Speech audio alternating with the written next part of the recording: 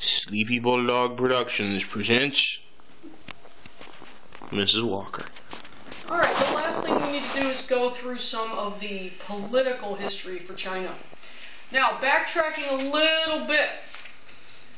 The first dynasty in China to leave written records was the Shang dynasty. So this is really where we kind of start our historical background. Okay, there were other kind of semi-mythological dynasties before that, but we really have to start with the Shang before we get solid information. We also talked about the Zhou dynasty. The Zhou dynasty was in control for a few hundred years. Then we have nomadic invaders come in, kill the Zhou king. The rest of the royal family abandons the capital. They go try to set up a government somewhere else. But the government is never going to be as strong as it was before. And with the system of Chinese feudalism that was in place during the Zhou dynasty, you have a bunch of Chinese warlords. People have their own private armies. When the Zhou dynasty is falling apart, the warlords are fighting each other. And this degenerates into the period of warring states. So all of that nice coherence that we had with Chinese culture during the Zhou dynasty, with everybody using the same writing system and all of that good stuff, basically completely disappears with all of the chaos during the period of warring states, which lasts about 200 years. So that's a pretty prolonged period of civil war. Now, this ends with the founding of the Qin dynasty. The Qin dynasty is considered really the first empire in China, the first true empire. And the founder of the Qin dynasty takes the name Shi Huangdi to represent the fact that he is the first emperor of China. And he's also the only significant leader we have for the Qin dynasty. It really basically lasts through his reign and really not much longer. So it's kind of a dynasty of one, but we still kind of put it, in there with the other dynasties. Alright, so Qin dynasty founded by Shi Huangdi. Now, his government was very much an autocracy. It's an autocracy, he's ruling it by himself. Okay?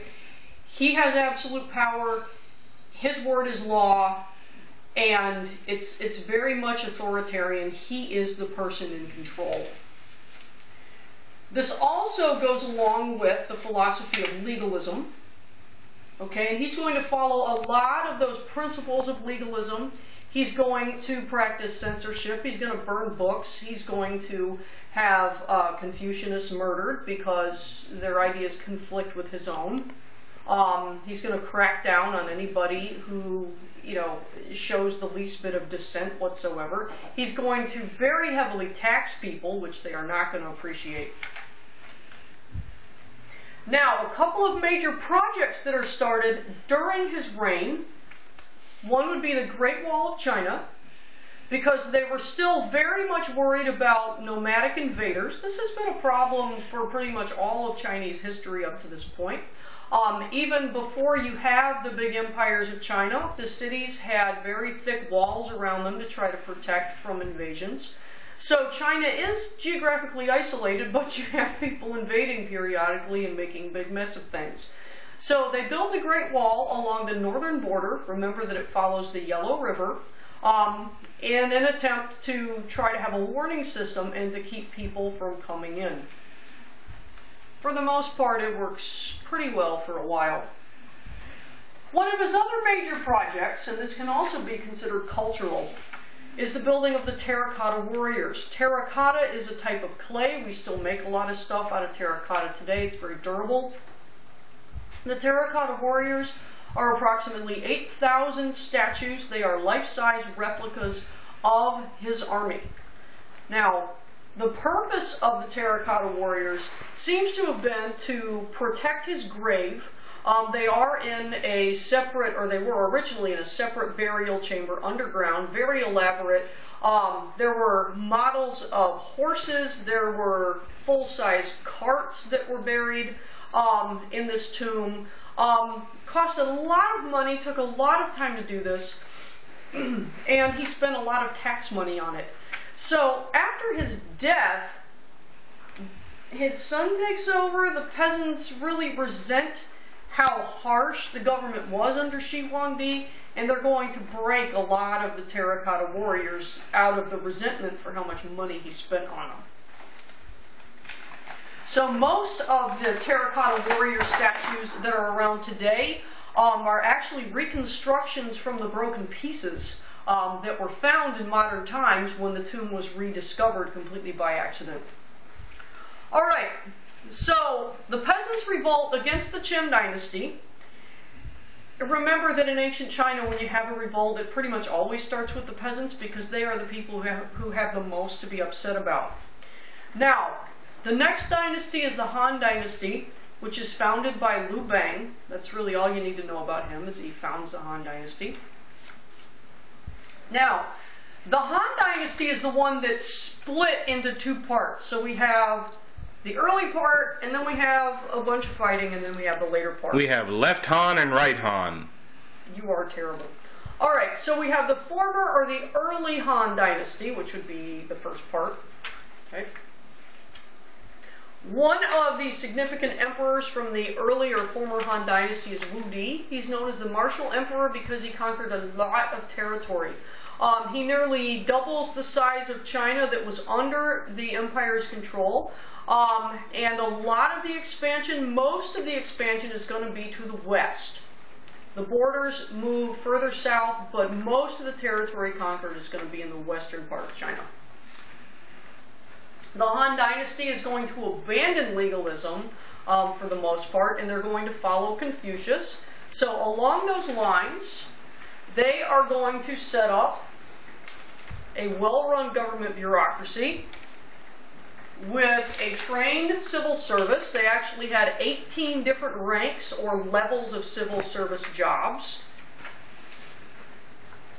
And you have a very centralized government, which means that all of the power is concentrated in a national government, and then all the other smaller governments get their power from it.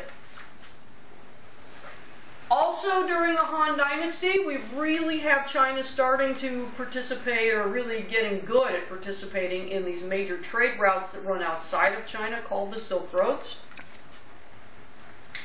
They did have a monopoly on the production of silk, which means they were the only ones who had the technology and the skill to be able to make it, because it is extremely delicate and very difficult. And they're going to trade silk for lots of different stuff they don't have in China, like spices and wool cloth and things like that. Yeah, for a long time it was a great mystery in the rest of the world what silk came from. They guarded that very secretively, because if other people knew how to do it, China would have lost a lot of money from being the only ones who could make it. Yep. Also, during the Han Dynasty, they encouraged assimilation, which is the process of basically blending in with somebody else's culture. So as they're conquering all these other people in different parts of China, they want them to all kind of blend in, use the same kind of language, and have the same basic beliefs as everybody else, have everybody, kind of that melting pot idea. Okay, now, the Han Dynasty, you have the early part of the Han, then you have Civil War. Wang Mang is one of the peasant leaders during the Civil War. But unlike our other dynasties where a dynasty falls and a new one comes in, the Han actually make a comeback. It's kind of like the Han Part 2. And then you have the later Han Dynasty. By about 220 AD, however, the Han had lost their control and had basically broken up into 3 separate kingdoms. So they did last for over 400 years, however, from the beginning of the former Han to the end of the later Han Dynasty. This has been a Sleepy Bulldog production.